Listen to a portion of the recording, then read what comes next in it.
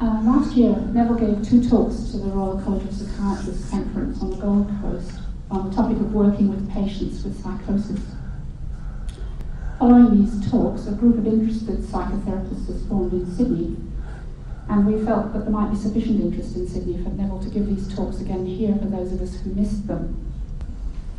Since he came to Sydney in 1986, Neville's been an active and very generous contributor to the life of psychoanalysis in this country, both as clinician and as supervisor, and he's held positions as chairman of the Sydney Institute for Psychoanalysis and president of the Australian Psychoanalytical Society. During these years, he's also produced a significant body of published work. He brings to his writing and teaching the breadth of his studies and interest in psychology, theology, philosophy, literature, science, and the humanities. Speaking personally, his work first came to my notice when I was a young general psychiatrist inclining towards psychotherapy. I came across his book, The Analytic Experience, a collection of lectures given at the Tavistock. His writing immediately caught my attention and imagination and has become and continued to be a resource for me. I found the way he wrote both accessible and humane. I also enjoyed his sense of humour and his delightful sense of self-deprecation. Here was someone writing about what could be thought of as an intangible topic, that is to say, about the relationship with the patient, but validating it as lying at the very heart of the work. His writing inspired confidence that one could find a more direct way of conversing with patients without assuming an authoritarian role when one was actually pretty much in the dark about what was being communicated.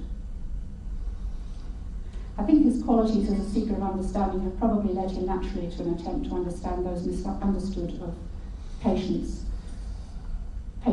exhibiting psychotic phenomena, to try to help to make sense of what can so easily sound like nonsense, and to try to manage the uncomfortable feelings that this induces in us as therapists, so that we may better help our patients in their attempt to get hold of at least parts of their own minds. I remember my very first allocated psychotherapy patient was in Aberdeen. She was a young woman on the ward I was working in with severe bipolar disorder. She was intermittently, floridly psychotic.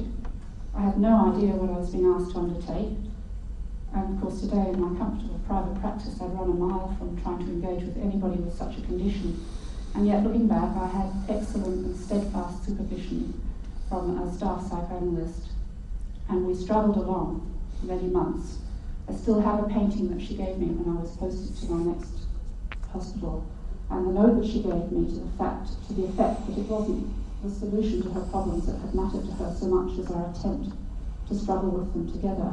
It seemed to have made a difference for her.